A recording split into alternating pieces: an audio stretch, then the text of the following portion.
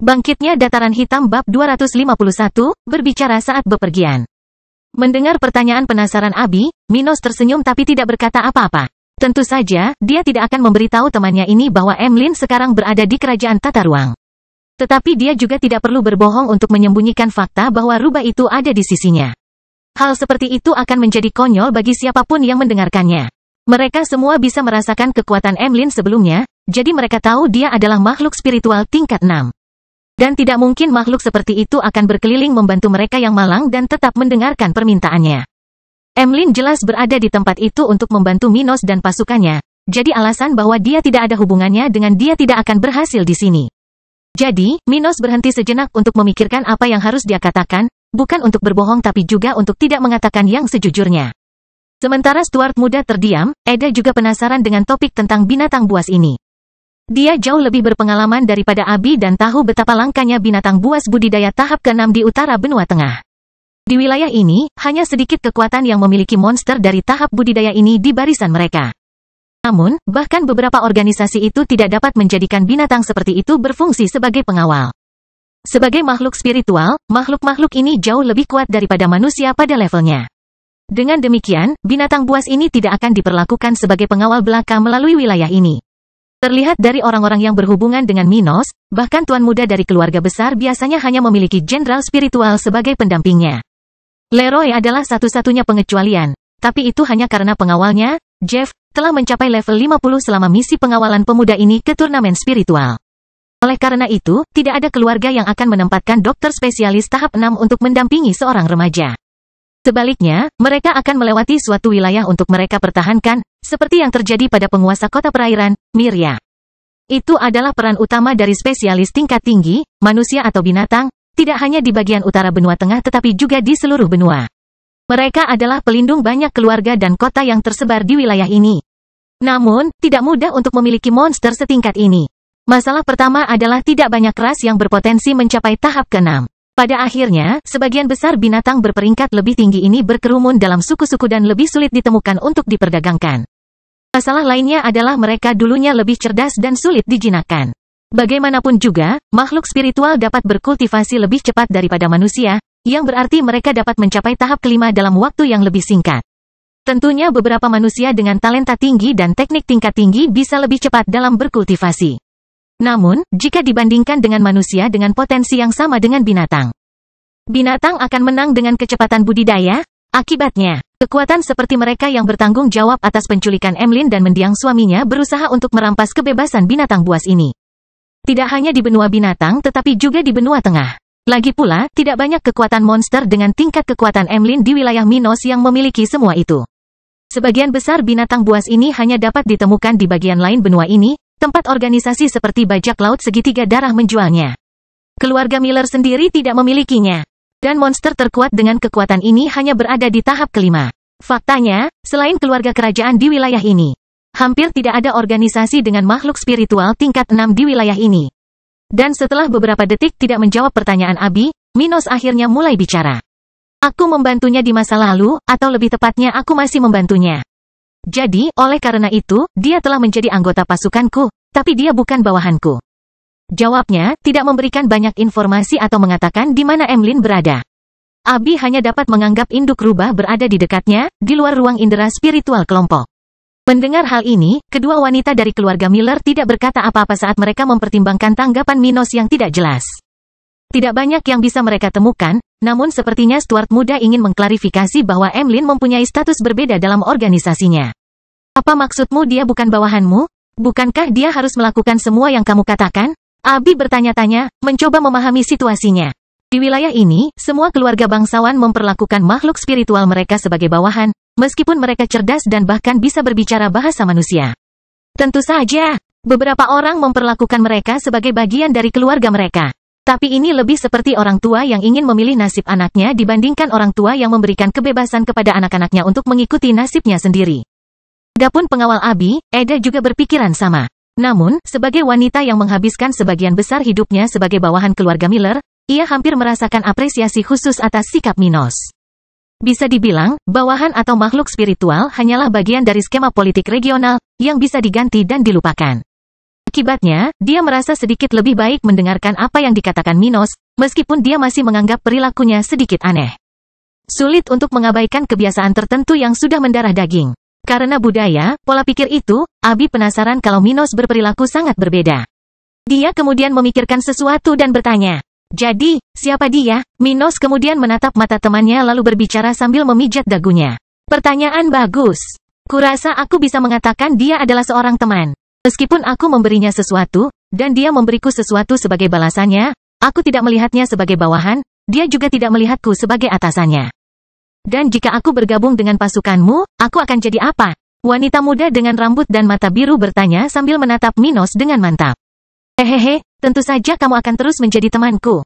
Aku juga tidak cocok jika kamu menjadi bawahanku," jawabnya sambil tersenyum genit pada Abi. Minos tidak akan pernah berhubungan seks dengan wanita yang menjadi bawahannya. Namun dia telah berteman dengan Abi selama bertahun-tahun, dan bahkan jika Abi masuk ke organisasinya, dia akan tetap melihatnya lebih sebagai teman daripada bawahan. Jelas ada perbedaan besar antara Abi dan Mia, misalnya. Sedangkan Minos bertemu sekretarisnya sebagai atasan dan bawahan, berbeda dengan wanita muda keluarga Miller. Keduanya sudah saling kenal sebelumnya dan sudah menjalin hubungan yang terjalin. Itu sebabnya dia tidak bisa melihat kedua wanita itu sama, tidak peduli betapa menariknya sekretaris Mia. Pokoknya, setelah mendengar respon tulus Minos, ditambah dengan pemandangan indah dari wajah pemuda yang tersenyum tipis dan ramah ini, Abi merasa sedikit hangat saat ini. Dia tidak sepenuhnya naif tentang hal-hal dalam hidup dan dapat dengan mudah melihat Minos menggoda. Lagi pula, meskipun dia seorang gadis, banyak pria muda di kantor pusat keluarga Miller yang merayunya dan mencoba untuk mendapatkan bantuannya. Di sisi lain, sementara Abi sedikit tersipu, Eda sedikit malu dengan sikap Minos, tapi itu lebih karena dia masih di sana. Sebagai wanita berpengalaman, Eda memiliki petualangannya, dan meskipun bukan seorang pemburu, dia tidak menentang godaan sesekali. Dan dari situlah hubungan dia dan Dilian dimulai, ketika Minos dan Abi sedang belajar di Akademi Spiritual di Kota Matahari Terbenam. "Ah, pemuda itu," dia berpikir dalam hati sambil melihat keluar dari kereta itu, berusaha untuk tidak memperhatikan dua pemuda yang berdiri di sana bersamanya. Tetapi Minos muda ini sangat berbahaya bagi Nona Abi. Dia selalu ingin melindungi dirinya sendiri. Saya tidak tahu apakah dia masih memberikan pengaruh yang baik padanya. Dan dengan cepat, waktu terus berlalu.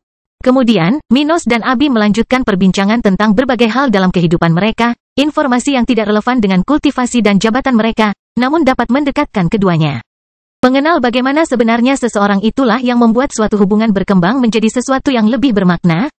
Maka keduanya terkadang tertawa, terkadang dengan ekspresi serius. Saat mereka menikmati perjalanan malam yang tenang. Perjalanan mereka masih panjang, namun tidak ada kekurangan untuk dibicarakan. Kehidupan di dunia spiritual tidaklah mudah, namun tidak akan monoton atau membuat seseorang tidak punya apa-apa untuk dibicarakan. Ada mitos, cerita dari masa lalu, dan bahkan beberapa legenda hidup. Fenomena aneh, daerah terlarang, tokoh sejarah, informasi yang dapat mendidik atau menakuti generasi muda. Dan saat mereka berbincang, kegelapan malam berganti dengan sinar matahari pertama, saat fajar mendekati wilayah kerajaan Cromwell, hanya beberapa ratus kilometer dari markas Chamber. Bangkitnya dataran hitam bab 252, berhenti untuk beristirahat. Sinar cahaya pertama sudah terlihat di Cakrawala ketika rombongan lebih dari 20 gerbong akhirnya berhenti. Tahap ketiga, makhluk spiritual, perlu berhenti untuk beristirahat setelah ratusan kilometer yang mereka tempuh, selain tentu saja, makan dan minum air. Pada tahap ini, baik makhluk spiritual maupun makhluk hidup lainnya, memiliki beberapa keterbatasan yang tidak jauh berbeda dengan makhluk hidup biasa. Faktanya, perbedaan besarnya adalah kekuatan yang dimiliki individu pada tahap tersebut, yang jauh lebih tinggi daripada individu normal. Namun tidur, minum air, makan, dan lain-lain, merupakan aktivitas penting bagi makhluk hidup pada tahap budidaya ini. Namun, bukan hanya makhluk spiritual yang menarik kereta yang harus berhenti dan beristirahat sejenak. Banyaknya orang yang bepergian dalam rombongan itu juga perlu melakukan hal serupa. Lebih dari separuh orang di sana adalah penggarap budidaya tahap ketiga dan keempat, mantan budak dari pangkalan sebelumnya. Sebagian dari mereka adalah mereka yang melayani tempat itu, sedangkan sisanya adalah tawanan yang dibeli Kevin pada pelelangan yang berlangsung di hadiah. Sebagian dari orang-orang ini telah memutuskan untuk mengikuti kelompok Minos, karena mereka tidak lagi punya tempat untuk kembali, dan juga mereka tidak cukup kuat untuk membalas dendam. Jadi, setelah berbicara dengan beberapa anggota tentara dataran hitam tentara, sekelompok kecil 15 budak telah memutuskan untuk menemani kelompok muda Stuart. Sedangkan dari pihak Minos, dia tidak memiliki masalah membawa orang-orang ini ke wilayahnya. Setiap penduduk baru kota kering menerima susunan sederhana, sebuah identifikasi, yang berisi informasi pendaftaran orang tersebut di kota tersebut. Ini digunakan dengan berbagai cara di sana. Misalnya, ketika meninggalkan wilayah yang dilindungi tembok, seseorang perlu menunjukkan identitasnya agar perbatasan kota memiliki kendali atas pintu masuk dan keluar. Sedangkan untuk pengunjung, seperti halnya orang yang melewati kota, juga ada registrasi uniknya. Tapi tidak banyak orang seperti itu. Kebanyakan orang yang lewat hanyalah pengantar barang dari toko keluarga Cohen. Selain itu, kota kering jarang dikunjungi orang.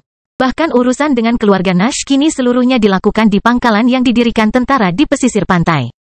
Karena semua ini, relatif mudah bagi pasukan Minos untuk menentukan siapa yang masuk dan siapa yang meninggalkan kota, sambil mempertahankan kontrol perbatasan yang wajar. Oleh karena itu, jika salah satu dari orang-orang ini berusaha meninggalkan wilayah kota kering untuk mengirimkan informasi ke lokasi lain, tidak akan sulit untuk mencegah mereka melakukan hal tersebut. Dan bahkan jika ada kebocoran informasi, akan mudah untuk mengidentifikasi orang yang bertanggung jawab melalui pencatatan kota. Jadi, Minos dengan senang hati membawa orang-orang ini bersamanya. Baik tawanan yang dibeli Kevin di pasar gelap hadiah maupun mereka yang melayani markas chamber itu. Tapi tidak hanya itu, dengan peluang yang mereka miliki di kota kering kecuali mereka bodoh, tidak ada satupun dari mereka yang ingin merusaknya atau bahkan kembali menjadi budak. Bagaimanapun, sebagian besar kelompok yang bepergian bersama Minos terdiri dari orang-orang lemah yang perlu lebih sering berhenti dan memenuhi kebutuhan biologis mereka. Terlebih lagi, mereka yang dijual di pelelangan budak beberapa hari yang lalu belum juga pulih dan membutuhkan istirahat yang cukup.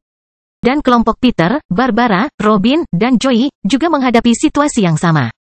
Selain dua wanita tersebut, yang memiliki kesempatan untuk berkultivasi dan memulihkan diri sedikit sebelum invasi Mino, dua lainnya cukup buruk. Peter dan Joey telah disiksa selama beberapa hari oleh para penjaga di pangkalan itu, dan mereka tidak mendapatkan istirahat apapun sejak mereka memasuki kehidupan tawanan.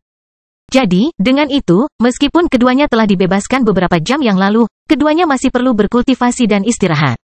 Pemulihan bukanlah sesuatu yang terjadi dengan cepat, dan berkultivasi selama perjalanan kereta bukanlah hal yang menarik.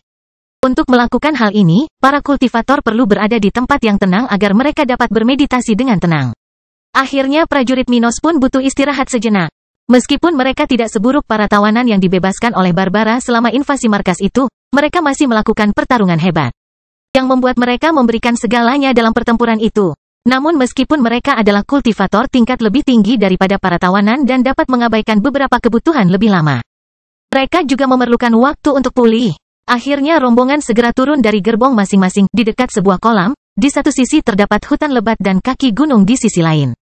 Mereka tidak khawatir apakah tempat itu cocok untuk berkemah atau tidak, karena ini hanya tempat peristirahatan, dan sebentar lagi mereka akan kembali berangkat. Lebih dari 20 gerbong rombongan Minos terhenti di sebidang tanah datar yang terdapat beberapa lumut dan tanaman kecil, tidak jauh dari danau di tempat itu. Sekelompok lebih dari 60 orang sedang duduk di berbagai titik di dekat gerbong tersebut, sementara beberapa api terlihat di sana-sini. Beberapa orang sedang berbicara, ada pula yang makan dengan tenang dan mengamati pemandangan alam di tempat itu, ada pula yang bercocok tanam di kaki gunung, tak jauh dari rombongan lainnya.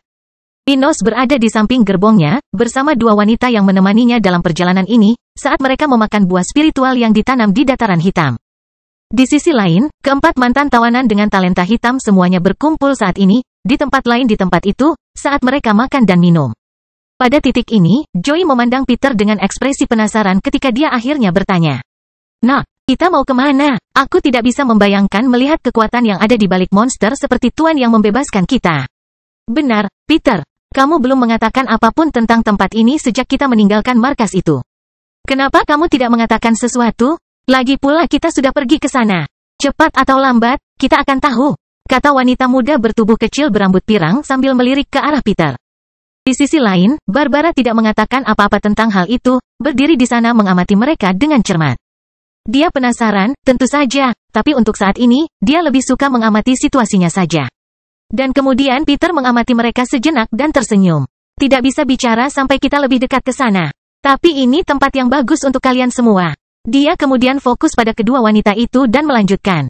"Aku tahu kalian berdua tidak yakin atau bahkan tidak tertarik untuk bergabung dengan kekuatan yang aku miliki, tapi tempat itu akan mengejutkanmu. Ada begitu banyak peluang, hal-hal yang tidak dapat ditemukan oleh siapapun, bahkan jika Anda bergabung dengan keluarga kerajaan di wilayah kami." "Oh, kamu nampaknya yakin akan hal itu.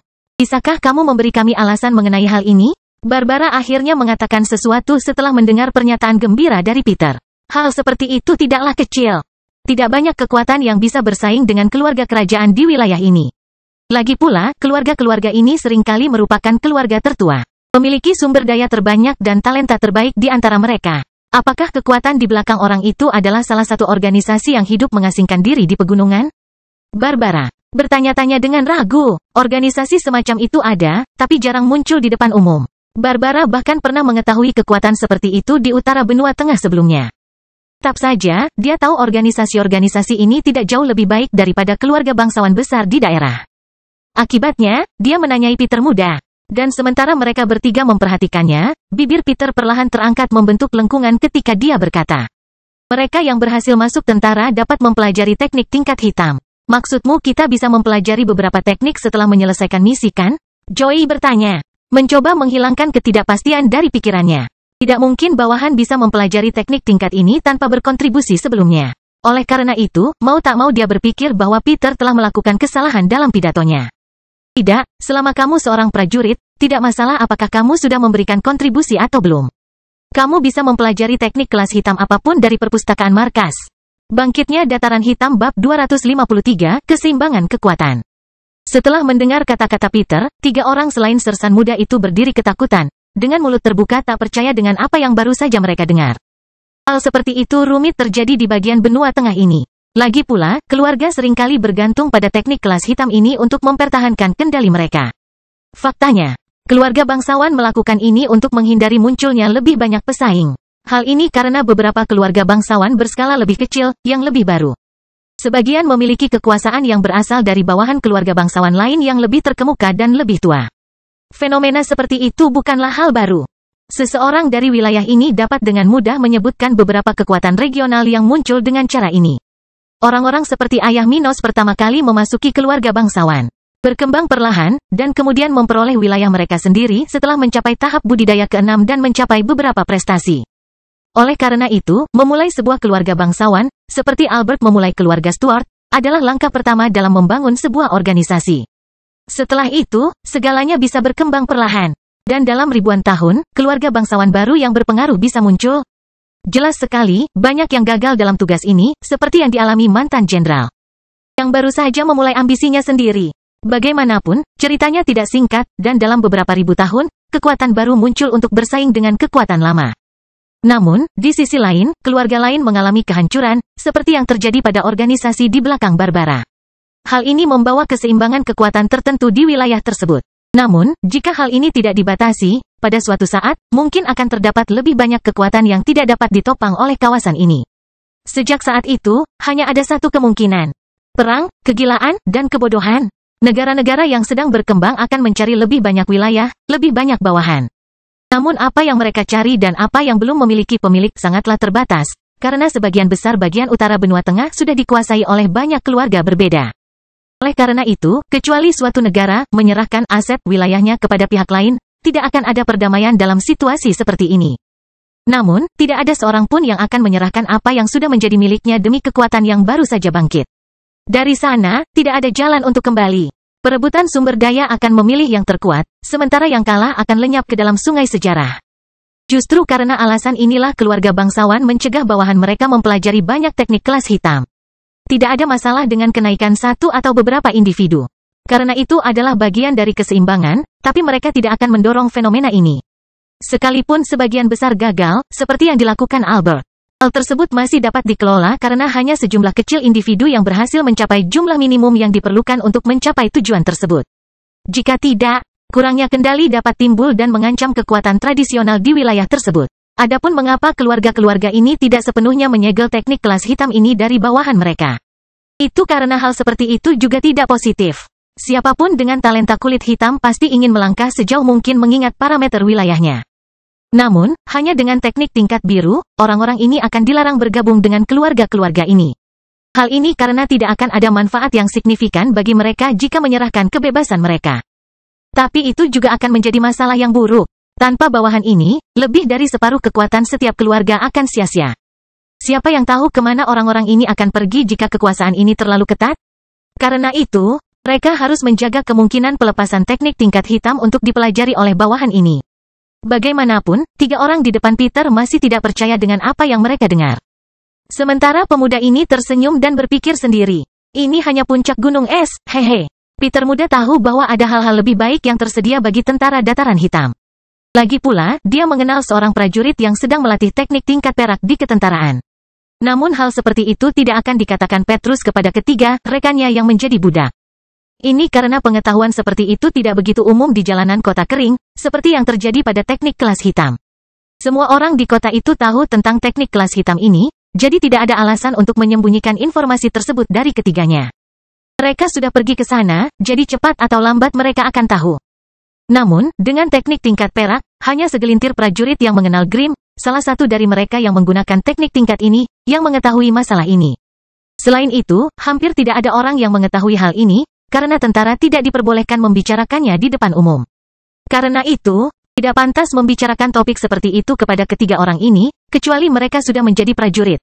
Sulit dipercaya. Nah, jika saya bergabung dengan organisasi tempat anak ini menjadi bagiannya, mungkin saya bisa mencapai kultivasi tahap ke-6 sebelum tulang lama saya membusuk, pikir Joey dalam hati dengan secercah harapan di matanya.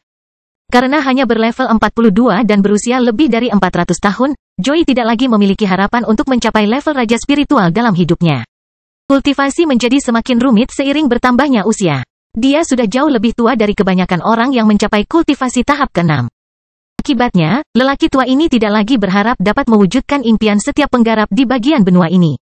Faktanya, dia sudah lama mengundurkan diri dan hanya menjalani tahun-tahun terakhirnya tanpa terlalu mengkhawatirkan hal-hal tersebut. Namun akan berbeda jika dia mendapat semua dukungan yang dikatakan Peter. Siapapun akan senang dengan kemungkinan menjadi lebih kuat dan, yang paling penting, hidup lebih lama. Di sisi lain, Robin juga tertarik dengan poin yang baru saja disampaikan Peter.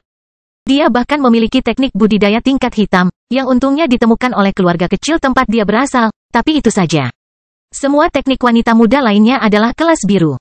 Jadi, ada ketertarikan dari pihak Robin terhadap kemungkinan ini. Dan hal yang sama juga terjadi pada Barbara. Sebagai bawahan dari keluarga bangsawan, dia menghadapi situasi yang sama seperti orang lain dalam kondisi yang sama. Dia hanya memiliki satu teknik tingkat hitam, yang bahkan tidak fokus pada budidaya.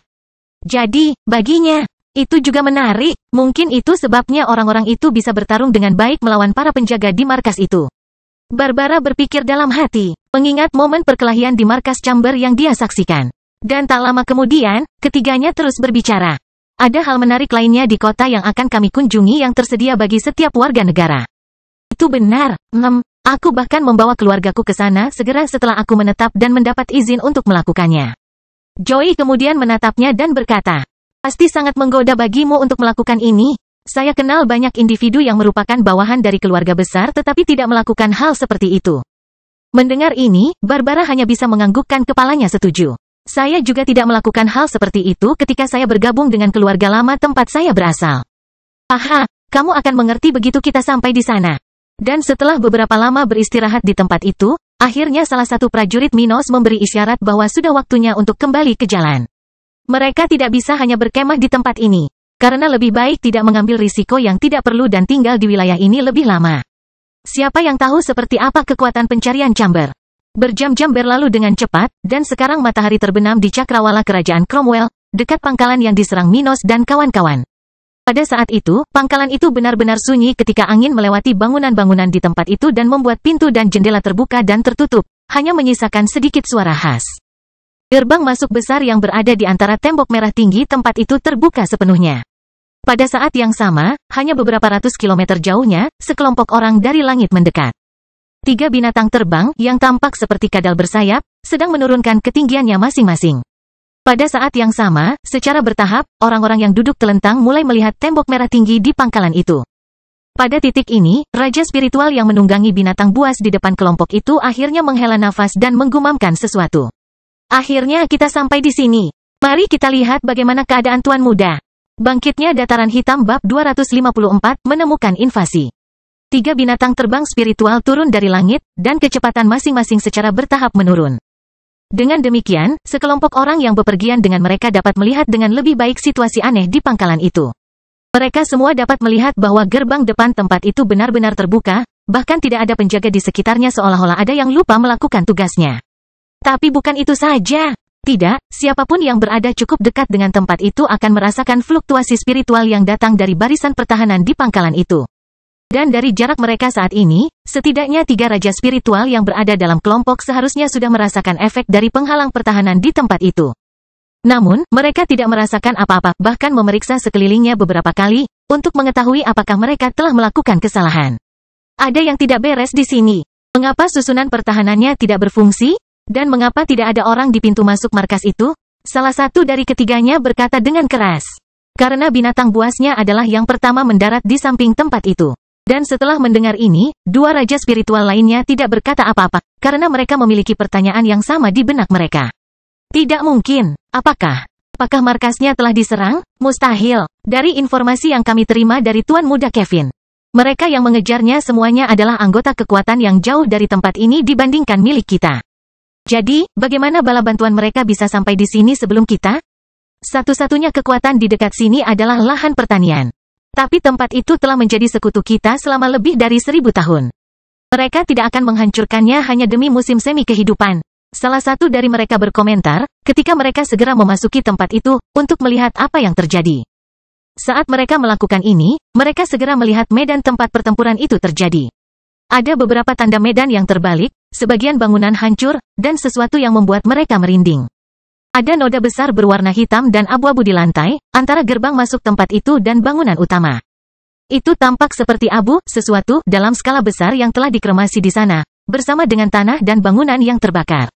Angin bertiup lewat sana, di tengah keheningan makam yang dibuat oleh orang-orang ini saat ini, mengangkat abu manusia ke udara dan melemparkannya ke arah para pengamat. Itu. Jangan bilang padaku. Salah satu penjaga yang menemani kelompok raja spiritual ini mundur 2 langkah, bertanya-tanya abu siapa itu.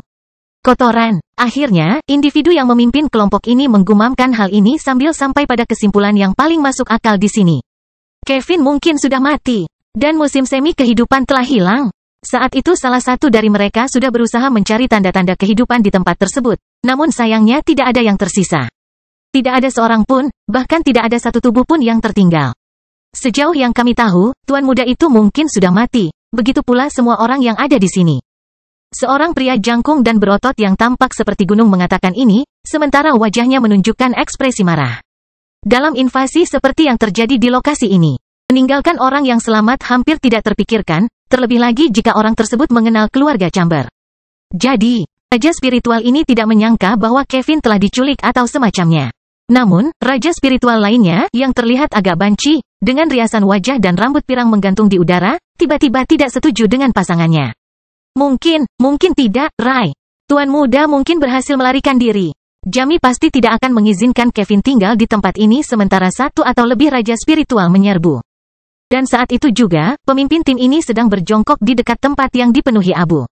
Saat dia mengusap lantai, dia kemudian melihat kedua pria lainnya dan berkata, "Chess benar, Roy. Tapi kalau Kevin tidak selamat, kita mungkin akan mendapat burung gagak keluarga dalam waktu kurang dari 2 hari. Alat komunikasi yang digunakan di benua tengah ini adalah burung gagak spiritual, yang merupakan makhluk penolong dalam menyampaikan korespondensi. Mereka jauh lebih cepat daripada binatang spiritual lainnya, karena mereka kecil dan semua atributnya disesuaikan untuk meningkatkan kecepatannya. Tapi tidak seperti itu di semua tempat. Rai spiritual juga bisa melakukan hal serupa, seperti arai pemantauan yang ada di turnamen spiritual. Barang-barang ini dapat mengirim gambar jarak jauh, memperpendek waktu kontak antara kedua sisi. Namun, keluarga-keluarga di utara benua tengah tidak memiliki sarana untuk melakukan hal ini. Tidaklah murah untuk memiliki lebih dari satu barang ini, sama seperti mahalnya biaya untuk membuat barang-barang tersebut berfungsi. Selain itu, ini adalah susunan tingkat 2, yang membutuhkan kristal dengan konsentrasi sedang agar dapat berfungsi. Oleh karena itu, barang-barang seperti itu mahal bagi keluarga-keluarga di wilayah ini untuk memiliki alat komunikasi. Dan tidak hanya itu, dibandingkan dengan wilayah benua lainnya. Wilayah ini jauh lebih kecil dibandingkan wilayah lainnya, dan burung gagak berhasil menjalankan perannya dengan baik. Akhirnya, ketika ketiga pria itu sedang berbicara, salah satu penjaga yang datang dalam perjalanan ini mendekati mereka dan mulai membuat laporan. "Tuan, kami mencari di seluruh tempat dan tidak menemukan apapun di dalam gedung. Bahkan tidak ada satu lembar kertas pun yang tertinggal. Apakah mereka membersihkan tempat itu sepenuhnya?" Roy bertanya dengan wajah khawatir. Tempat ini bukanlah basis penting bagi keluarga, tetapi beberapa komunikasi masih sampai di sini. Sepertinya para penyerbu tidak hanya mengincar musim semi kehidupan. Mungkin mereka adalah anggota dari kekuatan musuh. Pria berambut pirang itu berkata kepada 2 orang lainnya, menyadari bahwa situasi ini tidak sesederhana itu. Chad, pemimpin misi pengawalan ini, lalu mengerutkan kening dan berkata dengan nada serius. Sepertinya orang di balik invasi ini sangat berhati-hati dan ingin mengambil beberapa langkah di depan kita. Ini bukan ulah anak-anak nakal yang mengejar Kevin. Kevin sudah menjelaskan orang-orang yang mengejarnya ketika dia mengirimkan permintaan pengawalan ke markas besar keluarga Chamber. Jadi, ketiganya tahu bahwa para penganiaya musim semi kehidupan bukanlah orang-orang yang terlalu berkuasa atau mereka bisa membuat keputusan serius seperti ini. Bahkan jika mereka bisa mendapatkan dukungan dari keluarga mereka untuk mendapatkan musim semi kehidupan, mereka mungkin tidak akan melakukan hal-hal seperti yang mereka lakukan di tempat ini. Perselisihan mengenai suatu barang terjadi setiap hari, tapi pembantaian di basis keluarga bangsawan. Itu adalah deklarasi perang. Tak satu pun dari orang-orang itu yang berani melakukannya. Seseorang yang belum pernah mengejar Kevin muda pasti sudah sampai di lokasi ini setelah kita menerima pesan Tuan Muda. Pasti itulah penyebab kejadian di sini. Chad berkata sambil merenung dan melihat abu menyebar melalui jari-jarinya. Mendengar itu, Chase mengangguk setuju. Kamu mungkin benar. Jadi, apa yang harus kita lakukan selanjutnya? Chad kemudian bangkit dari tempat itu dan memejamkan mata sejenak, mencoba memproses semua yang terjadi di sini. Masalahnya, kita punya beberapa musuh, tapi hanya sedikit dari mereka yang menyerang kita seperti ini. Kuharap Kevin berhasil kabur. Kalau tidak, akan ada dua pemuda jenius yang terbunuh di tahun yang sama. Baiklah, ayo kita berpencar. Kita serahkan para penjaga ini untuk bertanggung jawab atas markas ini, dan kita akan mulai menyelidiki masalah ini di dekat sini. Sepertinya hal ini belum terjadi sejak lama, jadi kita masih bisa mencoba menemukan mereka. Bertanggung jawab untuk ini. Dia kemudian memandang pria jangkung dan berotot itu dan berkata, Roy, kamu akan mengikuti jejak orang-orang yang mengejar Kevin dan yang memiliki keluarga yang berada di sisi barat wilayah ini. Mereka pasti tahu sesuatu tentang apa yang terjadi di sini, jadi itulah petunjuk terbaik kita. Setelah itu, Chad menoleh ke pria berambut pirang banci itu dan melanjutkan. Kamu, Chase, ikuti orang-orang lainnya dan yang memiliki keluarga yang tinggal di wilayah timur tempat kita berada. Seharusnya tidak sulit menemukan jejak mereka kecuali, tentu saja, mereka dibunuh. Sedangkan aku akan pergi ke utara dari tempat kita berada. Tidak ada kekuatan kuat di wilayah ini. Tetap saja, mungkin orang yang bertanggung jawab atas hal ini melarikan diri ke negara bagian lain atau bahkan datang dari kerajaan lain. Dia berhenti berbicara sejenak sambil menghela nafas dan merasa seperti ada beban yang diletakkan di bahunya. Aku juga akan mampir ke Farmland. Jika Kevin berhasil melarikan diri dan masih hidup, maka ini adalah tempat terdekat di mana dia bisa mencari perlindungan. Oke, baiklah, mari kita bertemu di sini seminggu lagi. Jika Kevin terbunuh, pihak keluarga pasti sudah mengirimkan kelompok investigasi lain saat ini. Oleh karena itu, kita harus siap melaporkan temuan apapun. Dan dengan cepat, ketiganya menaiki binatang mereka, terbang dengan ketinggian dan kecepatan rendah, memeriksa medan yang berdekatan dengan pangkalan itu. Bangkitnya dataran hitam bab 255, bersulang rahasia. Di wilayah tengah kerajaan Cromwell, tempat markas besar keluarga Chamber berada. Sementara ketiga raja spiritual pergi untuk menyelidiki lingkungan sekitar markas itu dari sebelumnya. Situasi Kevin telah membuat seluruh keluarga Chamber jungkir balik. Faktanya, beberapa orang membicarakan kematian Kevin di seluruh kota yang dikuasai oleh keluarga Chamber. Menimbulkan rumor yang sudah mencapai ribuan orang dalam waktu singkat. Sehari yang lalu, saat lampu berisi tanda jiwa Kevin padam, seluruh markas besar keluarga pemuda ini terguncang oleh reaksi keras sang patriark. Dia, raja spiritual level 56, telah melepaskan semua kemarahan yang ditimbulkan oleh berita ini.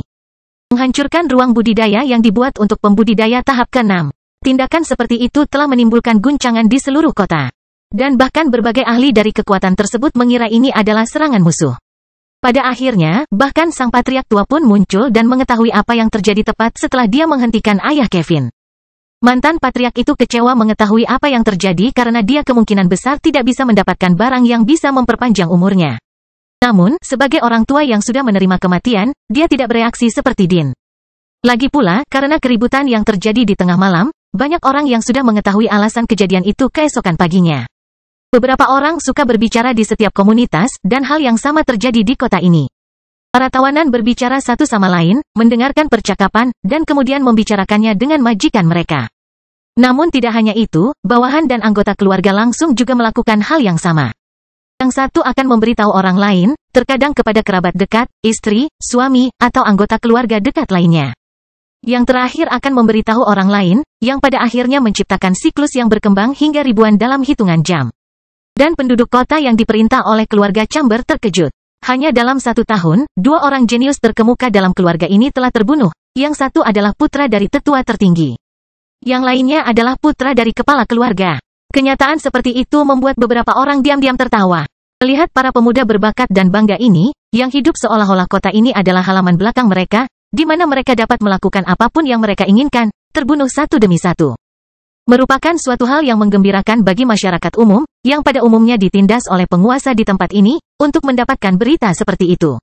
Bahkan, ada yang diam-diam bersulang untuk masing-masing yang bertanggung jawab atas kematian Kevin dan Leroy. Namun tidak semua orang senang dengan kematian ini. Beberapa orang tidak merasa tidak senang menjadi target tindakan Chamber, jadi mereka tidak sepenuhnya membenci mereka. Oleh karena itu, bahkan ada yang merasa menyayangkan apa yang terjadi. Tentu saja tidak ada yang merasa kasihan karena Leroy atau Kevin dirindukan di dunia ini. Tidak, itu jelas bukan alasan dibalik perasaan kasihan yang dimiliki sebagian orang. Apa yang membuat mereka merasa sedih atas kematian ini adalah kenyataan bahwa dua pemuda berbakat, yang kemungkinan besar akan mencapai puncak kekuasaan regional, telah meninggal begitu dini. Sungguh suatu kehilangan yang sangat besar ketika seseorang yang memiliki segalanya untuk menjadi raja spiritual dalam beberapa tahun meninggal seperti itu. Secara tiba-tiba, di usia muda, tanpa memiliki kesempatan untuk mencapai apapun. Dan sementara penduduk yang tidak memiliki hubungan langsung dengan keluarga berdaulat di tempat ini, secara diam-diam merayakan, atau meratapi, suasana di dalam kamar cukup berat. Suasana hati penatua tertinggi sedang buruk selama beberapa waktu sekarang karena dia tidak dapat membalaskan dendam pembunuh Leroy yang sebenarnya. Bahkan kematian sang pengawal, Jeff, yang sebelumnya melarikan diri, tidak meredakan sifat buruk Wallace Chamber. Dan kini, dengan meninggalnya Kevin, seluruh keluarga pun berduka. Hal ini dibuktikan oleh setiap anggota langsung dari kekuatan itu, yang memiliki ekspresi gelap dan tajam seolah-olah mereka mampu membunuh siapapun yang melakukan kesalahan sekecil apapun. Bagaimanapun, di tengah suasana yang berat ini, beberapa percakapan pun terjadi di koridor markas Chamber. Ah, sungguh sebuah tragedi. Kudengar Kevin muda mendapatkan barang yang begitu berharga. Tapi sungguh takdir yang berliku. Seorang tetua berkata dengan suara rendah sambil memasang ekspresi sedih di wajahnya.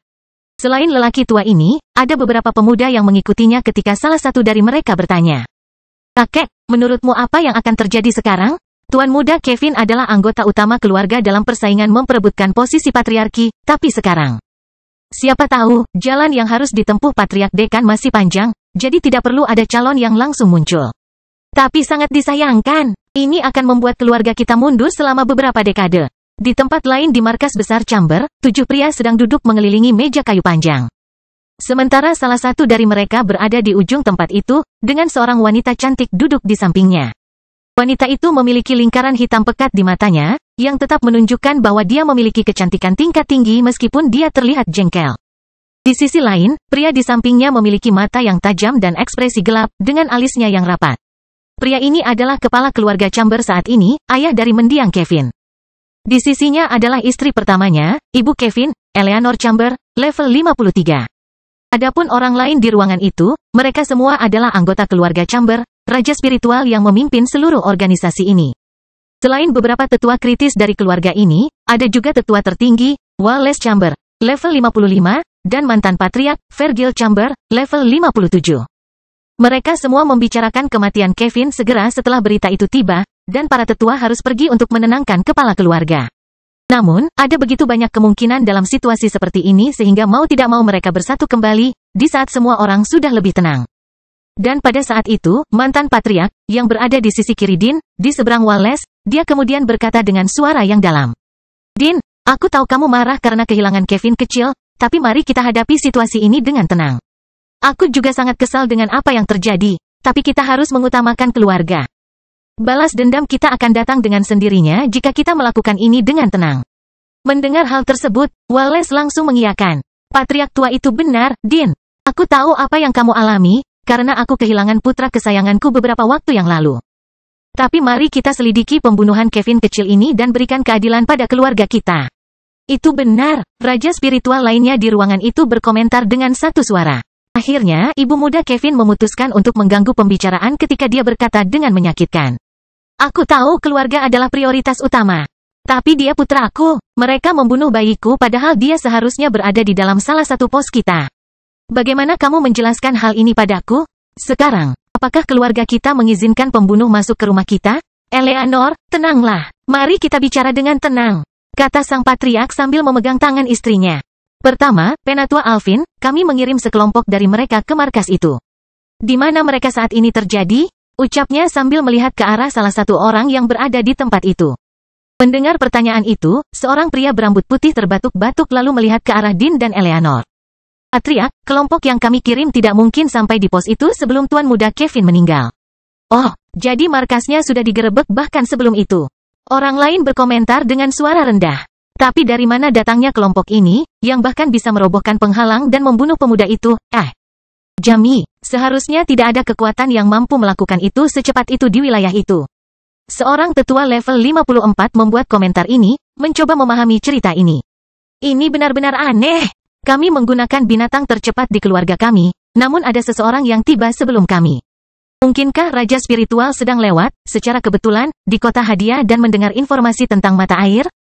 Kehidupan, mungkin saja. Kami akan mengirimkan penyelidik untuk menyelidiki hal ini di hadiah. Kami akan mengirim satu lagi ke Farmland. Ini adalah tempat yang mungkin dilewati musuh kita juga. Akhirnya, kirim kelompok lain ke pos itu. 3 Raja Spiritual yang kami kirim sebelumnya pasti sudah memulai penyelidikan mereka. Jadi saya ingin tahu secepat mungkin apa yang mereka temukan. Sang Patriark selesai berbicara setelah menyebutkan semua yang dia harapkan dapat dilakukan untuk menyelesaikan masalah ini. Siapapun itu, aku akan menghancurkan mereka sepenuhnya. Pikirnya sambil memegang tangan istrinya dan memandang orang-orang di depannya. Bangkitnya dataran hitam bab 256, bebaskan kami dari beban ini. Sementara orang-orang paling berpengaruh di keluarga Chamber mendiskusikan bagaimana melanjutkan penyelidikan atas kematian Kevin, di luar rumah besar itu. Warga kota mendiskusikan berita ini dengan berbagai cara. Di sebuah properti tertentu, di sisi miskin kota yang dikuasai Chamber, 2 orang lanjut usia, seorang pria dan seorang wanita, sedang berbicara dengan beberapa pelanggan di tempat tersebut. Orang-orang yang sering mengunjungi tempat ini semuanya adalah kultivator rendah hati yang memiliki bakat putih, tidak layak untuk diperbudak, namun masih perlu melakukan aktivitas kecil.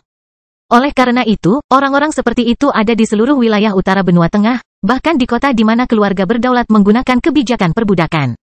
Bagaimanapun, sebagai orang-orang dari strata sosial terendah di tempat ini, semua orang tersebut mempunyai cerita dan tragedi masing-masing, serta pendapat mereka tentang berita terkini di kota tersebut. Ketika memulai hari kerja yang lain, pasangan pemilik tempat ini sedang melayani pelanggan tetap mereka. Ketika tiba-tiba, orang-orang di sana mulai tersenyum dan mengangkat cangkir mereka ke udara. Kei tua, aku tahu putrimu tidak bisa hidup kembali, tapi mengetahui penculik dan pembunuhnya telah terbunuh pastilah sangat luar biasa. Ya, seorang pria jangkung dan kuat berbicara sambil memandang ke arah pemilik tempat ini. Sialnya bagi keluarga ini, Kevin menghalangi mereka setelah menyukai penampilan Putri Kate. Namun seperti kebanyakan remaja putri di dunia ini, kecantikannya yang di atas rata-rata telah menjadi tragedi bagi putri pria ini. Dia tidak memiliki bakat yang tinggi, jadi dia hanyalah mainan di mata Kevin, yang setelah lelah membuangnya begitu saja, mati. Bagaimanapun, ketika mendengar ini, lelaki tua pemilik properti ini mengangguk, tetapi dia tidak mengubah ekspresinya, tidak sedikit pun. Mengetahui bahwa Kevin telah dibunuh telah menghilangkan sebagian beban hati nurani pria ini, namun hal itu tidak mengurangi kerinduan yang dia rasakan terhadap putrinya. Begitu pula dengan istrinya yang masih berduka atas meninggalnya anak semata wayangnya. Dia kemudian menjawab menggantikan suaminya. Senang rasanya mengetahui bahwa orang yang merosot itu sudah mati. Saya harap hal itu menakutkan baginya. Nyonya Ursula, saya mengharapkan hal yang sama. Bajingan itu juga membunuh sepupu saya, tapi sayangnya, saya tidak pernah bisa berbuat apa-apa. Tapi dia mendapatkan apa yang pantas dia dapatkan. Pelanggan lain berkata dengan suara pelan, sehingga hanya orang-orang di tempat itu yang bisa mendengarnya. Jangan merayakannya terlalu keras. Hanya satu dari mereka yang tersingkir. Ada beberapa orang lain seperti Kevin di tempat sialan ini. Benar. Jika keluargaku tidak tinggal di sini terlalu lama, aku pasti sudah pindah dari tempat ini. Kamar-kamar itu sangat mengganggu. Kamu tidak bisa mengharapkan sesuatu yang baik selama mereka ada di sini. Oh, dan kenapa kamu tidak pindah? Aku tidak bisa membuat orang tuaku yang sudah lanjut usia mengalami hal ini, dan aku juga tidak bisa meninggalkan mereka. Aku berharap suatu hari ada yang melepaskan kita dari beban ini. Oleh karena itu, percakapan semacam ini terus terjadi di beberapa bagian kota yang berbeda. Di saat yang sama, banyak orang diam-diam merayakan kematian Kevin. Di tempat lain di bagian utara benua tengah, di kota kering, hanya sedikit perubahan yang terjadi di kota tersebut sejak Minos pergi untuk menyelamatkan Peter. Namun, beberapa ribu orang lagi telah tiba di wilayah Stuart muda dari kota perairan. Dengan demikian, banyaknya lowongan pekerjaan di tempat ini secara bertahap terisi sehingga memungkinkan adanya sedikit perbaikan pada perekonomian internal. Luas lahan pertanian semakin bertambah dan telah melampaui angka 1.000 hektar, yang mempekerjakan lebih dari 70.000 orang dari kota kering. Namun bukan itu saja, dengan perkembangan kota yang terus-menerus, sektor konstruksi menjadi salah satu yang tersibuk di tempat ini. Itu adalah area paling aktif kedua di tempat itu. Lebih dari 20.000 orang sedang membangun gedung-gedung baru di kota Minos, seperti layanan publik baru, lebih banyak jalan raya, bangunan tempat tinggal, sistem pasokan air, sistem saluran pembuangan, del. Oleh karena itu, separuh kota dapat dianggap sebagai lokasi konstruksi, yang disambut dengan baik. Orang-orang dari semua tingkat kultivasi untuk bekerja. Seperti halnya pertanian, konstruksi tidak mengharuskan pekerja menggunakan teknik spiritual untuk melakukannya. Tapi tentu saja, ada kebutuhan bagi seorang alkemis di bidang pertanian untuk mengembangkan cara menanam tanaman, seperti halnya dalam konstruksi, sebuah desain memproyeksikan bangunan. Namun bagi mereka yang akan melakukan pekerjaan pembangunan, kekuatan dan tenaga yang diberikan oleh tingkat budidaya masing-masing saja sudah cukup. Petani dan pekerja tinggal mengikuti resep yang diberikan para ahli tersebut, mengembangkan bangunan dan tanaman. Pokoknya masyarakat yang datang dari kota perairan senang dengan semua ini. Apalagi dengan adanya kemungkinan untuk memanfaatkan perpustakaan umum kota kering. Faktanya, banyak dari mereka yang sudah pergi ke tempat ini dan bahkan telah mengubah teknik budidayanya. Bagaimanapun, hidup lebih lama adalah apa yang mereka kejar, dan untuk itu, mereka perlu berkultivasi lebih cepat. Namun belakangan ini, bukan hanya hidup lebih lama yang memotivasi mereka. Tidak. Saat mereka tiba di kota ini, mereka semua telah mengetahui tentang kondisi luar biasa yang diterima oleh tentara-tentara dataran hitam, dan itulah ambisi baru dari orang-orang ini. Saat ini, kota sedang mengalami kondisi yang merangsang perasaan ini, dedikasi untuk memperbaiki diri yang diperoleh para pendatang baru ini. Itu karena, hanya dalam seminggu, seleksi prajurit baru akan terjadi lagi. Karena itu, seluruh kota Minos heboh, dan perbincangan tentang pilihan baru ini hadir di setiap sudut kota. Baik tua maupun muda membicarakan subjek tersebut.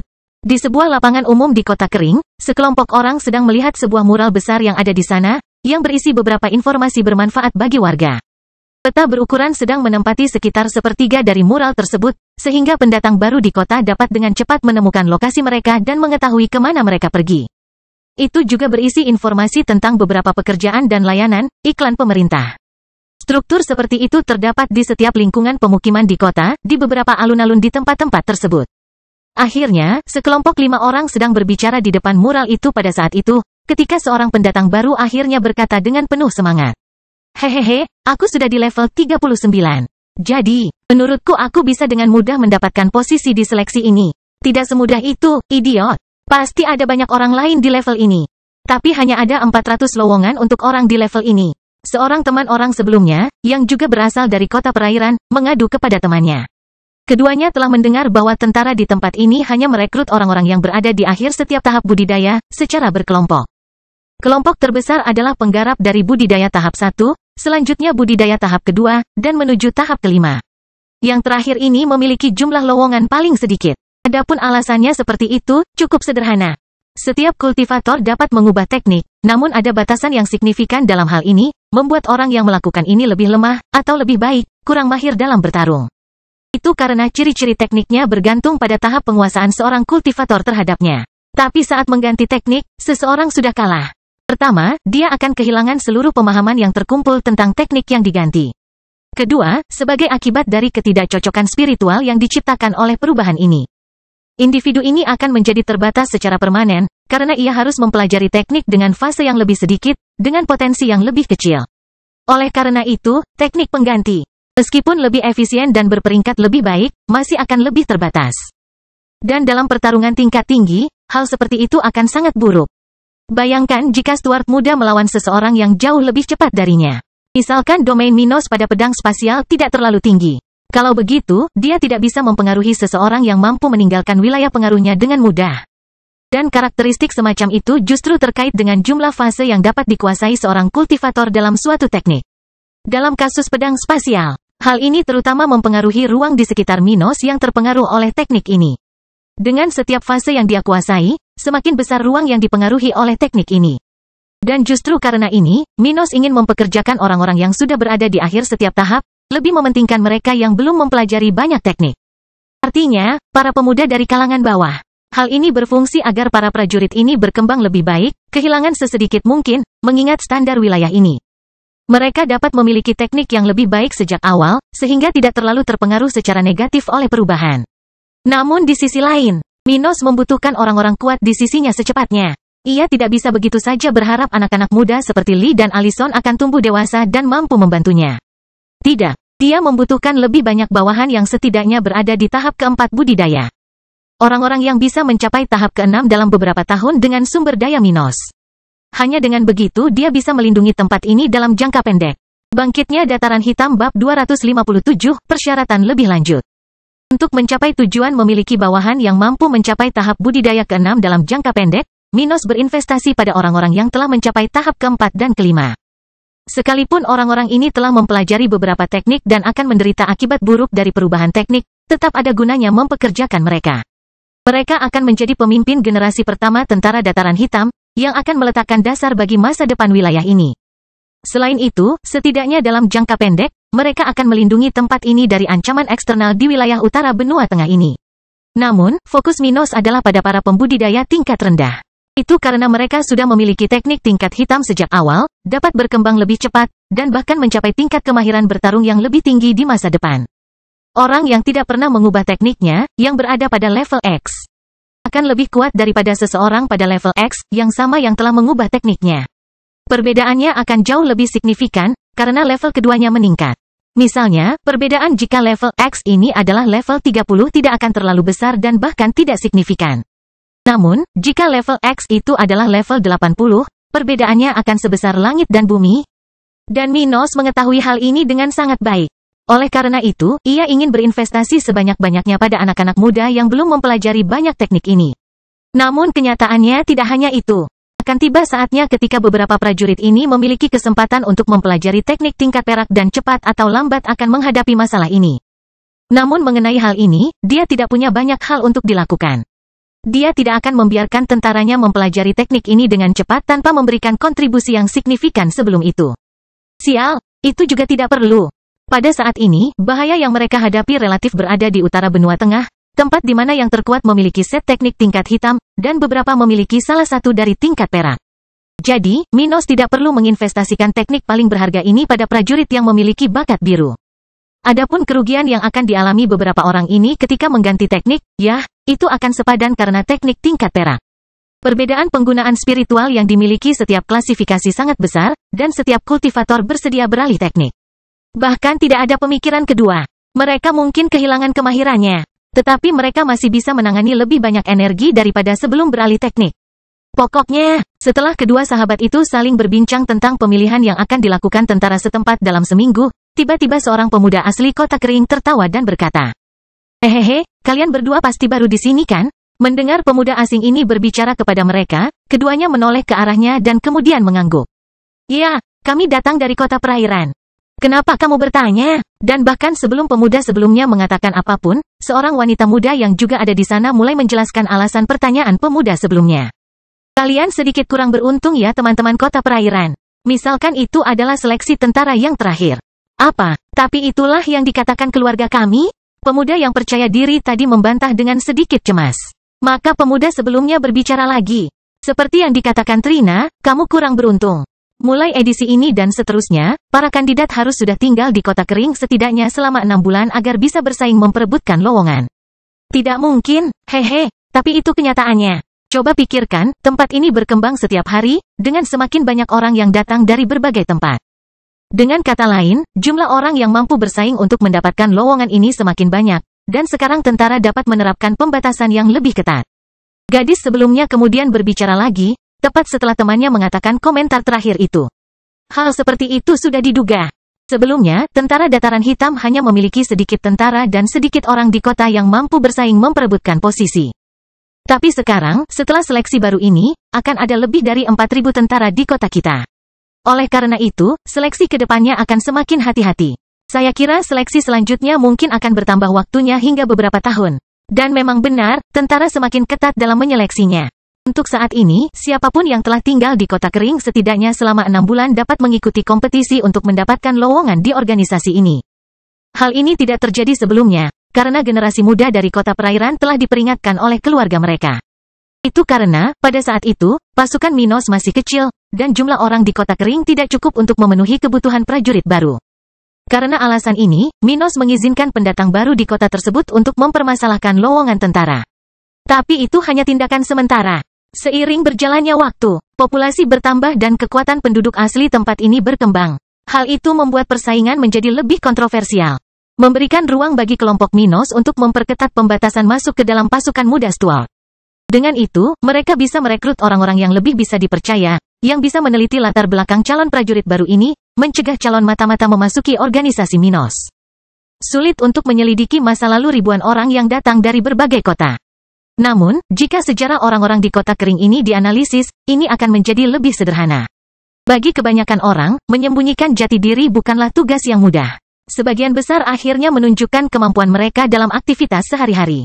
Dengan demikian, jika orang-orang ini telah tinggal selama beberapa waktu di kota Minos, maka penyelidik militer dapat memperoleh informasi yang lebih dapat dipercaya dari orang-orang ini. Itulah tujuan utama menambahkan kondisi ini pada pemilihan prajurit baru untuk tentara lokal. Tapi saya tidak akan tinggal hanya dalam 6 bulan tinggal di kota kering. Tidak, di masa depan, dengan beberapa pengecualian. Hanya mereka yang sudah lahir di wilayah dataran hitam yang bisa bergabung dengan pasukan Minos. Tentu saja, pengecualiannya adalah untuk turnamen khusus. Seperti turnamen spiritual dan undangan yang dibuat langsung oleh Minos. Dalam dua kasus ini, yang akan diperhitungkan hanyalah bakat dan kekuatan, jadi Stuart muda tidak akan terlalu membatasi pilihan untuk acara ini. Lagi pula, meski tempat ini berkembang di masa depan, talenta dari klasifikasi perak masih membutuhkan waktu untuk lahir di wilayah yang diperintah oleh Stuart muda ini. Pasukan Minos secara bertahap akan meningkatkan masa tinggal minimum di wilayah ini hingga dalam beberapa tahun. Hanya penduduk asli dataran hitam yang akan bergabung dengan pasukan ini melalui seleksi tradisional. Untuk saat ini, perbatasannya terkait dengan kota kering, tapi itu karena tidak ada kota lain di bawah wilayah kekuasaan Minos. Namun, jika ada, itu akan meluas ke seluruh dataran hitam. Namun, itu bukan hanya untuk alasan investigasi. Tidak, alasan lainnya adalah penduduk asli kota kering bercocok tanam semakin cepat karena tawaran layanan baru yang dibawa Minos ke kota. Sekadar memberi gambaran, tingkat rata-rata penduduk lokal kota kering telah meningkat lebih dari 10 tingkat sejak kedatangan Minos. Oleh karena itu, menghargai penduduk asli yang sudah ada di sini sejak awal adalah sesuatu yang dipertimbangkan Minos. Bagaimanapun, mereka tertinggal dari para imigran yang datang ke kota kering karena tempat ini adalah salah satu yang terburuk, jika bukan yang terburuk, di utara benua tengah. Jadi, inilah cara Stuart muda untuk menghadirkan lebih banyak kesetaraan dalam kompetisi dan tidak meninggalkan penduduk asli kota kering ini. Faktanya, dengan persaingan yang lebih seimbang, akan ada lebih banyak pilihan yang bisa dipilih oleh tentara. Akhirnya, setelah mendengar penjelasan dari laki-laki dan perempuan yang ada di alun-alun itu, kedua pemuda dari kota perairan tersebut memahami situasinya. Jelas sekali, mereka tidak senang dengan informasi ini, tetapi tidak ada yang bisa dilakukan. Ada banyak pilihan bagus di kota kering saat ini, dan mereka akan terus berusaha mencapai tentara dataran hitam di masa depan. Bangkitnya dataran hitam bab 258, informasi seleksi.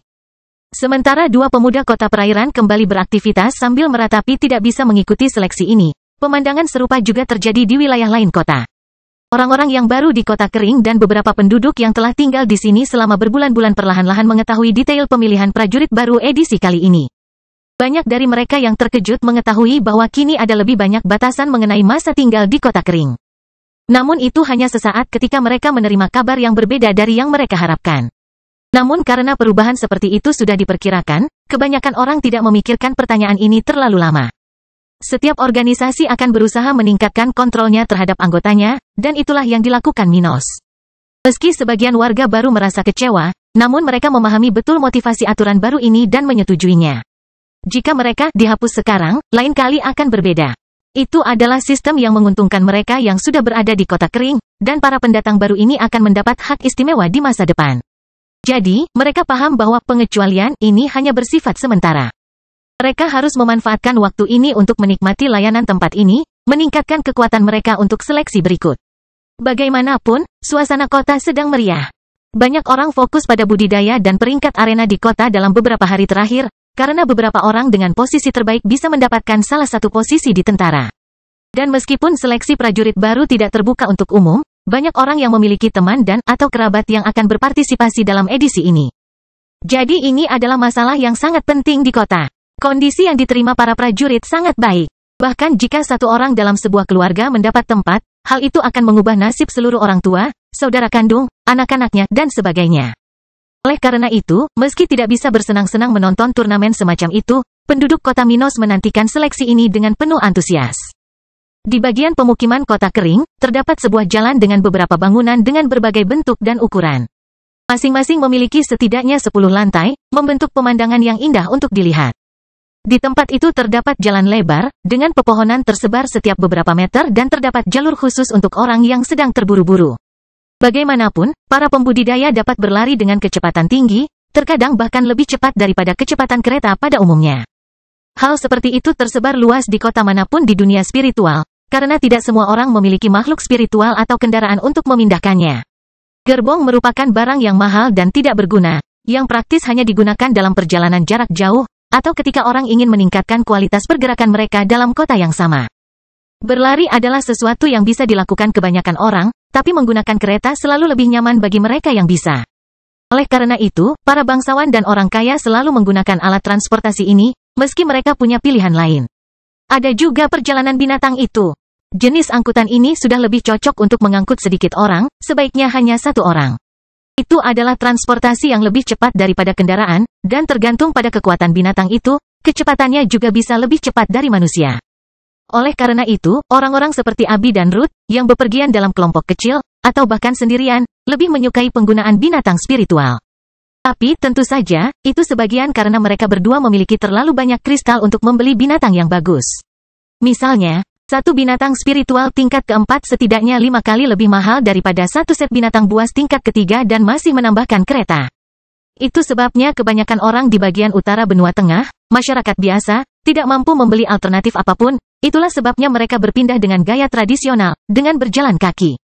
Oleh karena itu, terdapat jalur eksklusif di jalan-jalan kota besar, di mana para penggarap dapat berlari tanpa mengganggu pergerakan khas orang lain. Mengapa hal ini sudah ada di kota kering? Itu karena Stuart muda yang memerintahkan hal itu dilakukan. Dia tahu tempat ini akan menjadi rumah bagi jutaan orang di masa depan. Jadi tidak ada alasan untuk tidak membuat rencana sekarang. Lagi pula, di tengah-tengah lingkungan perumahan ini, seorang wanita muda berambut hitam, dengan pakaian kecil yang mencolok.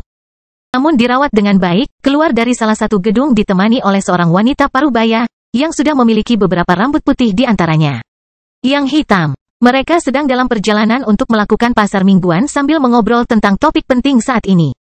Lina, apakah kamu akan mengikuti seleksi yang akan berlangsung beberapa hari ini? Wanita yang lebih tua bertanya ketika keduanya berjalan dengan tenang di jalan panjang itu. Aku akan melakukannya. Aku mencapai level 29 minggu ini, jadi aku mempunyai peluang untuk mendapatkan salah satu tempat kelompok prajurit tahap ketiga. Alina menjawab dengan ekspresi tegas di wajahnya. Dia telah mengambil kesempatan untuk berlatih di menara budidaya kota beberapa kali sejak pembukaan tempat ini. Setelah banyak bekerja, dia berhasil naik level 2 kali sejak peresmian tempat itu. Lagi pula, setelah mendengar jawaban putrinya, wanita parubaya itu tersenyum lalu bertanya.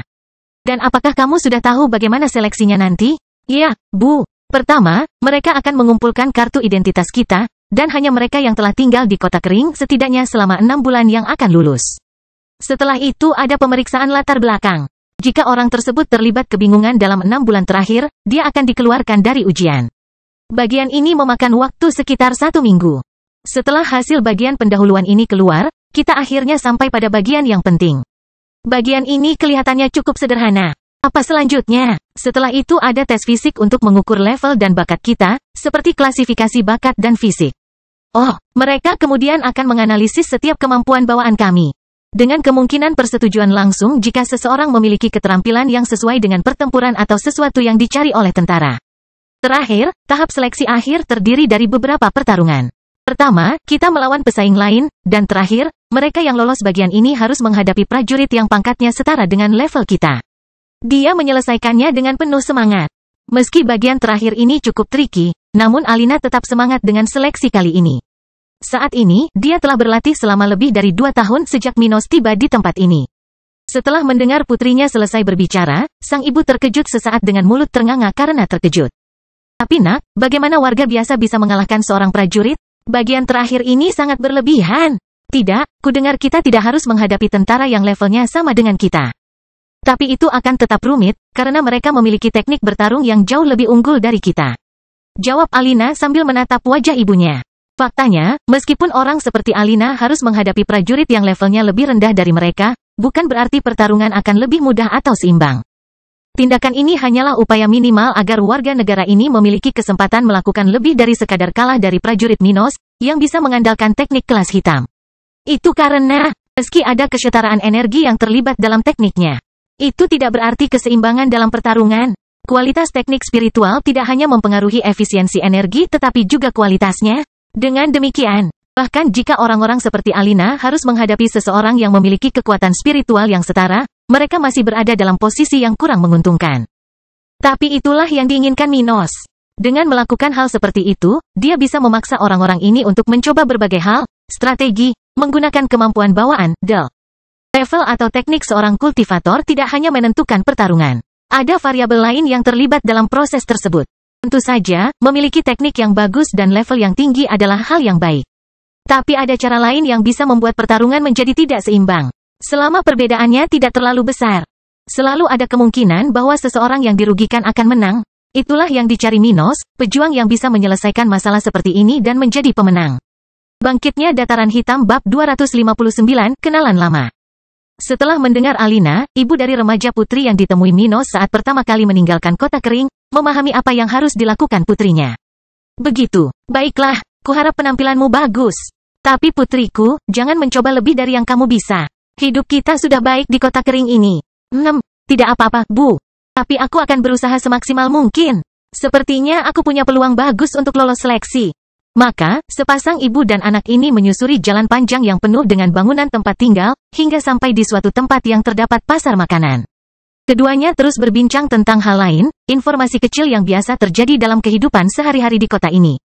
Maka, waktu berlalu dengan cepat, dan 6 hari telah berlalu sejak invasi kelompok Minos ke markas keluarga Chamber. Dalam waktu yang telah berlalu, ketiga raja spiritual telah mulai melakukan penyelidikan di wilayah kerajaan Cromwell, mengikuti petunjuk yang ditinggalkan oleh para penganiaya sebelumnya. Beberapa dari mereka telah meninggalkan markas itu hidup-hidup, tetapi sebagian besar telah berpisah. Hal itu akhirnya mempersulit tindakan para raja spiritual tersebut. Dan bahkan setelah berhari-hari mengejar orang-orang ini, mereka belum berhasil mencapai hasil apapun. Tapi itu tidak aneh. Meskipun mereka lebih kuat dari pengejar Kevin, orang-orang itu sudah tahu bahwa mereka akan dilacak kecuali mereka melakukan sesuatu. Dan itulah yang terjadi. Sebagian besar meninggalkan petunjuk sesedikit mungkin dan mengikuti rute pelarian yang akan menyulitkan untuk melacak semuanya. Mereka tidak akan segera pergi ke wilayahnya, karena ini sudah merupakan sikap yang diharapkan. Alhasil, meski berniat kembali ke markas masing-masing, sebagian besar dari mereka mencari perlindungan di tempat lain hingga keadaan mereda dan mereka bisa kembali ke rumah. Namun, tidak semua dari mereka berpikiran seperti itu. Salah satu dari orang-orang ini langsung menuju wilayahnya sendiri, tidak hati-hati mengambil jalan memutar dan berhenti untuk bersembunyi. Dan hal seperti itu tidak luput dari perhatian. Salah satu raja spiritual sudah mengikuti jejak yang ditinggalkan oleh orang itu. Menjadi petunjuk bagus pertama yang dia temukan sejak awal penyelidikan ini. Sepertinya ada yang terburu-buru ya. Seorang pria jangkung dan berotot, berpikir dalam hati sambil mempelajari petunjuk yang tertinggal di tengah hutan tempat dia berada. Roy, yang ditugaskan untuk menyelidiki pengejar Kevin yang melarikan diri ke barat, kini mendekati salah satu dari mereka untuk pertama kalinya. Setelah penyelidikan berhari-hari, dia hanya mendapatkan hal-hal dangkal, yang tidak membawa hasil apapun. Namun, mengikuti petunjuk spesifik yang dia temukan 1 hari yang lalu, dia akhirnya mengendus sesuatu. Sepertinya aku tidak jauh darimu. Dia bergumam dengan suara rendah sebelum dia bangkit dan naik ke dalam makhluk spiritual besar yang bersamanya di sana. Mari kita cari tahu apa yang terjadi di tempat itu. Ketika segalanya perlahan berkembang bagi Roy, di bagian lain kerajaan Cromwell, tidak jauh dari kota perairan, kelompok Minos perlahan-lahan tiba di tempat ini. Mereka telah melakukan perjalanan dengan cepat melintasi wilayah utara kerajaan Cromwell dan sekarang sudah dekat dengan perbatasan. Dari sana mereka akhirnya bisa mencapai wilayah Dataran Hitam. Namun, mereka tidak dapat melanjutkan perjalanan lebih lama lagi. Pada titik ini, kelompok tersebut telah menempuh jarak ratusan kilometer tanpa istirahat, dan sudah waktunya bagi mereka untuk berhenti. Tapi tidak hanya itu, saat ini, keadaan di sekitar kota perairan sudah gelap gulita, dari tempat mereka hanya berjarak beberapa menit saja. Cuacanya dingin, berangin, dan di beberapa titik di Cakrawala, seseorang bahkan bisa melihat salju perlahan terbentuk di puncak gunung dekat tempat itu. Dan ketika dia melihat ini dari dalam gerbongnya, Minos tersenyum sedikit dan berpikir sendiri. Untung dataran hitam berada di dataran rendah, tidak seperti tempat ini. Akan menjadi masalah jika kita harus menghadapi salju. Itu adalah fakta. Praktis tidak ada salju di dataran hitam kapanpun sepanjang tahun, bahkan di musim dingin, ketika suhu lebih rendah. Tentu saja, ketinggian medan turut membantu faktor tersebut, namun bukan itu saja. Dengan kedekatan akar spiritual wilayahnya, kota Minos memiliki perlindungan khusus yang dihasilkan oleh makhluk ini. Dan meskipun sudah berfungsi secara tidak normal dalam waktu yang sangat lama, akar spiritualnya masih mempengaruhi iklim di wilayah tersebut. Ada efek menarik yang ditimbulkan oleh akar spiritual. Hal ini karena, di sebagian besar wilayah di dunia, tempat-tempat dengan jumlah energi yang lebih besar biasanya memiliki dinamika iklim dan geologi yang lebih tidak stabil. Namun, di daerah yang dekat dengan akar spiritual, seperti dalam kasus kota kering, dampak tertentu terhadap iklim umumnya tidak terlihat, yaitu suhu rendah. Seolah-olah akar tersebut mencoba mengatur suhu atmosfer di sekitarnya, menukar panas dengan lingkungan. Akar spiritual dapat melepaskan panas ke lingkungan. Lagi pula, itu bisa dibilang sungai magma. Minos memikirkannya sambil mengingat informasi yang diwarisi dari ingatan Henricus Longus. Faktanya, makhluk-makhluk yang sangat penting bagi dunia ini. Jika dilihat dengan mata telanjang, akan tampak seperti akar yang seluruhnya berwarna merah, seolah-olah mereka adalah magma hidup itu sendiri. Bagaimanapun, saat Minos memikirkan bagaimana akar spiritual dari wilayah itu menjaga suhu kota kering mendekati tingkat ideal untuk pertanian, Abi, yang berdiri di depannya, mengatakan sesuatu. Kita semakin dekat dengan kota perairan. Apa yang ingin kamu lakukan? Apakah kita akan berkemah di dekat sini, atau kita akan bermalam di sana? Mendengar ini, Minos mengesampingkan pikirannya dan menjawabnya. Yah, tidak nyaman bagi banyak orang untuk melewati tempat itu. Jadi, meskipun kita terpisah, tetap saja tidak bagus. Dia menutup matanya sejenak lalu berkata, sebagian besar kelompok kita harus tinggal di sini dan mendirikan kemah sampai fajar. Tapi jika kalian berdua mau, kita bisa mencari hotel di kota ini. Ini bagus. Aku butuh mandi air panas yang bagus. Aku belum tidur di tempat tidur yang layak selama berhari-hari. Wanita muda cantik berambut biru mengatakan ini dengan letih sambil menatap Minos dan Eda. Eda hanya tersenyum mendengarnya. Biasanya seorang wanita bangsawan muda seperti Abi tidak menyukai rutinitas perjalanan penuh tekanan yang dilakukan Minos dan kawan-kawan. Lagi pula, mereka tidak sekadar bepergian. Mereka melarikan diri dari siapapun yang akan menyelidiki masalah sebelumnya. Adapun saran Minos untuk bermalam di kota depan tempat mereka berada. Itu adalah sesuatu yang tidak ada salahnya, selama itu hanya dilakukan oleh mereka. Kelompok Minos beranggotakan banyak orang, dan banyak di antara mereka yang masih terlihat sangat buruk, meskipun mereka sudah istirahat hampir seminggu dan kondisinya baik. Namun, masing-masing dari mereka tetap menunjukkan penampilan yang menyedihkan. Dan mengingat jumlah mereka, hal itu dapat menarik perhatian yang tidak perlu jika mereka memasuki kota perairan. Adapun tentara yang datang dari kota kering, mereka semua terbiasa berkemah selama perjalanan, tidak seperti Abi. Maka, untuk menghindari masalah, Minos segera memerintahkan semua orang untuk berhenti di tempat terlindung di dalam hutan, tidak jauh dari kota yang dikuasai Mirya.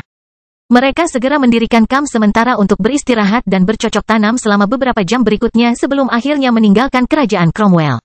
Karena mereka tidak berniat memasuki kota perairan, maka tidak perlu melewati pos pemeriksaan perbatasan tempat itu. Ketika mereka siap untuk pergi, mereka bisa melewati kota ini di depan. Dan segera, kereta bersama Minos, Abi, dan Eda mengikuti jalan menuju pintu masuk selatan kota itu sementara seorang tentara melakukan pekerjaan sebagai kusir. Kalian berdua ingin tinggal di mana? Mungkin kalian ingin berhenti dan makan atau apalah? Minos bertanya pada mereka berdua sambil melihat ke arah lampu kota itu melalui jendela kaca gerbongnya.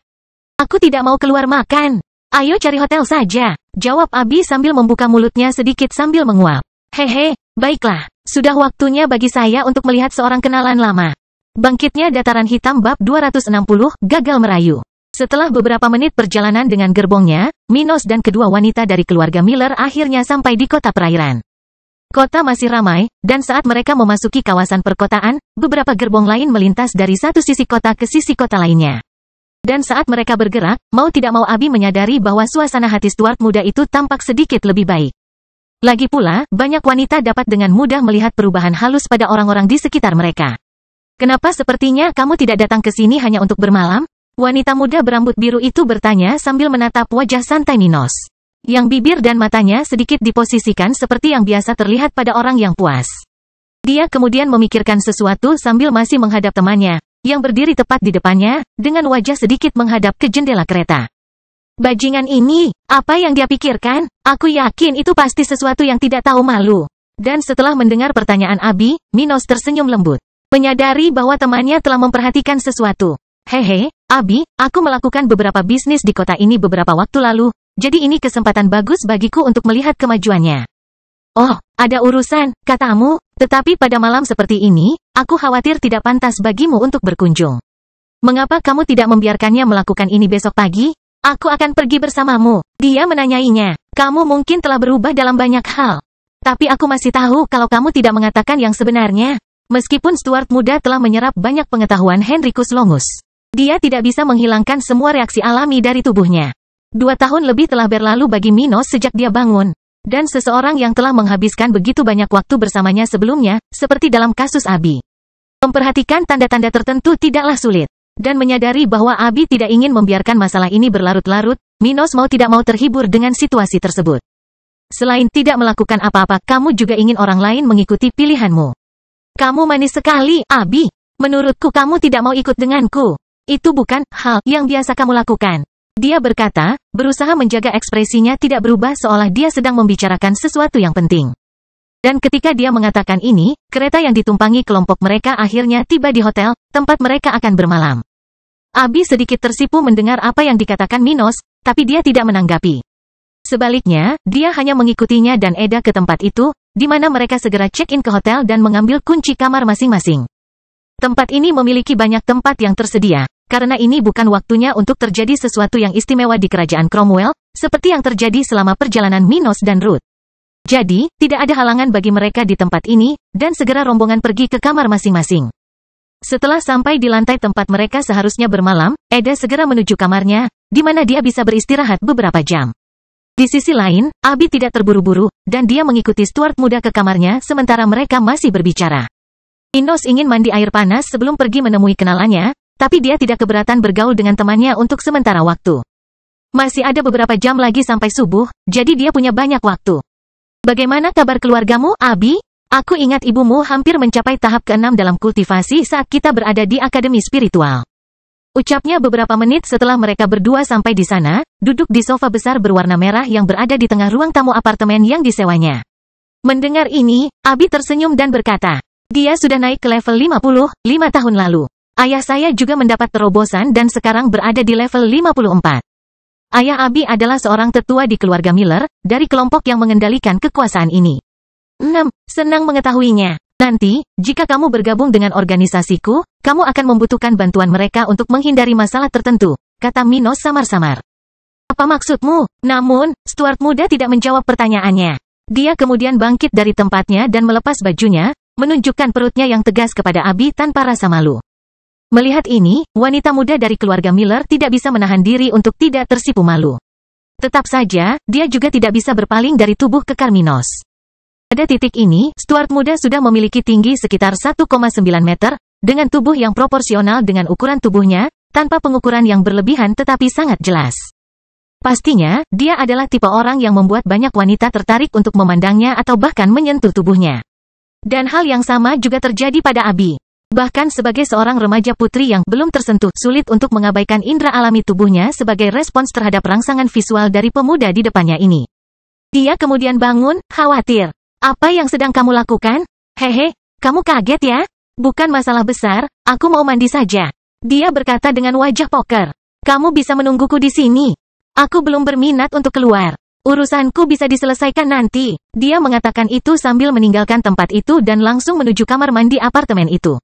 Minos tidak menyangka dia akan mendapatkan apapun dari Abi hanya karena mencoba merayunya dengan tubuhnya, tapi tidak ada salahnya untuk memprovokasi dia. Dia sudah tahu betul bisnis apa yang akan dia lakukan nanti, jadi tidak ada alasan baginya untuk berbohong padanya dan berpura-pura menjadi sesuatu yang bukan dirinya. Dan saat Minos mandi, Abi tetap di sana selama ini, memproses keberanian temannya. Dia belum melupakan gagasan itu. Tapi jika dia berpikir aku akan jatuh ke pelukannya dengan mudah. Dia salah, bukan hanya satu tubuh yang akan menggerakkan keyakinanku. Gumamnya sambil mondar-mandir di depan pintu kamar mandi tempat Minos berada. Dan saat dia merasakan panas di wajahnya perlahan berkurang, Abi akhirnya menyadari bahwa dia tetap di sana ketika Minos sudah selesai mandi. Dia kemudian berhenti mondar-mandir ketika dia secara tidak sengaja melihat sekilas pemuda yang baru saja keluar dari kamar mandi dan sedang mengeringkan diri di dalam kamar mandi itu. Pintu di sana dibiarkan sedikit terbuka. Abi melihat Stuart muda mengeringkan rambutnya dengan handuk putih ketika dia tiba-tiba melihat ke bawah ke bagian bawahnya. Dia mengeluarkan sedikit suara kejutan, yang segera ditekan oleh salah satu tangannya. Astaga, apakah semua pria seperti itu? Dia bertanya-tanya, membeku di depan tempat itu, melihat adik laki-laki Minos. Dan tidak lama kemudian dia memakai celana dalamnya dan keluar dari kamar mandi itu. Sepertinya kamu kaget ya, dia terkekeh dalam hati. Ada apa, Abi? Sepertinya kamu demam. Biar aku periksa suhu tubuhmu. Dia mendekatinya dan meletakkan tangannya di dahinya dengan lembut. Dia tetap di sana ketika dia sedikit kehilangan keseimbangan dan menggunakan tangannya untuk menahan dirinya di dada Minos. Aku baik-baik saja. Kurasa sebaiknya aku ke kamarku sendiri sekarang. Namun, Stuart muda tidak merasakan wanita muda itu bergerak saat dia memeluk pinggang kurus Abi, mendekat ke telinganya dan membisikkan sesuatu. Apakah kamu yakin tentang ini? Aku bisa meninggalkan urusanku untuk lain waktu. Sementara itu, jantung wanita muda itu melonjak dengan kecepatan penuh, membuatnya merasa hangat dan sedikit gelisah. Dia bisa merasakan panas tubuh Minos menyelimutinya ketika wajah pemuda itu berada tepat di sebelahnya, dalam posisi di mana dia merasakan nafasnya. Akhirnya Minos menggigit ringan daun telinga Abi, membuatnya merinding di sekujur tubuh indahnya. Namun, alih-alih menyerah pada godaan dan membiarkan segalanya berjalan lancar, Abi tiba-tiba menjauh dari Minos, dengan gelisah, sambil mengucapkan, "Selamat malam," dan berjalan keluar dari tempat itu. Minos kemudian bergumam pelan, melihat ke tempat yang dia tinggalkan dan tersenyum. Sudah kuduga, bukannya aku sedang menunggu sesuatu terjadi, haha.